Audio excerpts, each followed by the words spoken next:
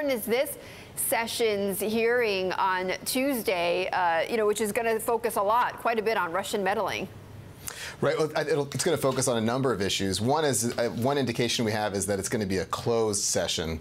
Keep in mind what he did initially today was that he canceled what was going to be an open session before the Appropriations Committee. And so it seems clear that he deliberately canceled the open session so that he could take advantage of the Intelligence Committee's likelihood of being a closed session.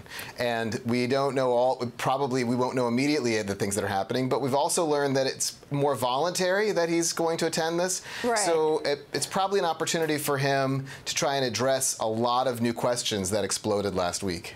You make a great point, but how much control ultimately does the Attorney General have on whether it's public or private?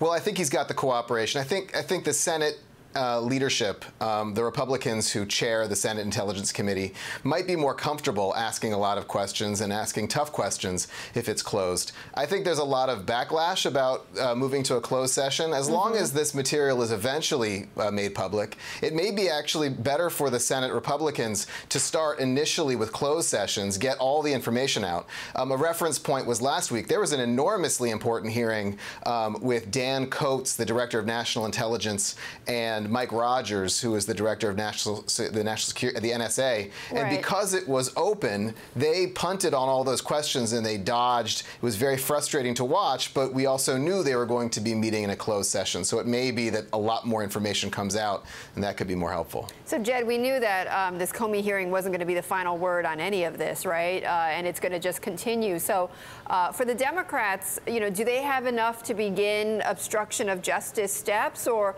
what do they have? Do they have enough? Right. In my view, legally, there is enough to have a basis for an obstruction of justice charge. Let me take a step back and say impeachment is not based upon violating a statute. Impeachment in the United States for high crimes and misdemeanors goes all the way back to 18th century English practice, and you don't have to have a direct violation of a statute to be a high crime. It's a political abuse of power. But in my reading of the statute, they have enough for obstruction of justice because the courts have held that, many courts have held that it applies to FBI investigations.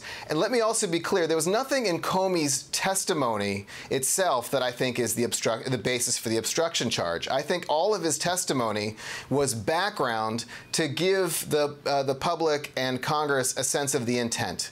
It was the context of the firing. So in my view, the key moment of obstruction was the firing of Jim Comey, and we have enough information from Comey's testimony and from Trump himself. Keep in mind that Trump, in an interview with NBC, said that he fired Comey because of the Russia investigation. And he said to Lavrov and Kislyak in the Oval Office that he fired Comey because it was going to take the pressure off of the investigation.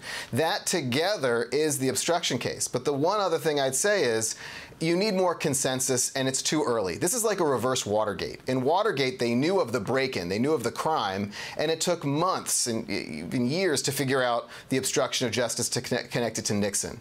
We have a strong case for obstruction of justice, but we don't have enough information yet about the underlying crime. It's enough for a court, but because of impeachment going through Congress, I think we need a little bit more time to investigate and find out more from all of these different actors.